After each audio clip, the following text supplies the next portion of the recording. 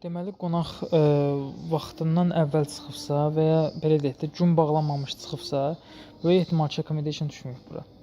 Baxırıq indi məsələn 207-ci otaq. Poliosuna girirəm. Bu qonağa accommodation düşməyib. Bu hepsindən baxanda görsən. Keçirəm buraya da. Accommodation düşməyibdir. Yəni bu sıfırlanmalıdır burada. Ona görə nə edirəm? Bu da gün bağlanmamış çıxıb, hələ gün bağlamamışıq. Mən burada ekli vururam. Accommodation borcu ekləyirəm. Elə bil ödənişlər tahsilatdan olurdu. Amma əlavə eləməksə eklidən əlavə edilməsi. Bura nə yazıram? Bura yazıram 70 manat. Bundan eyni olsun ki, sıfırlansın. Vəsə, qutardı getdi. Accommodation 70 manat, sıfırlandı. Vəsə, check out eləyə bilərəm. Check out. Check out.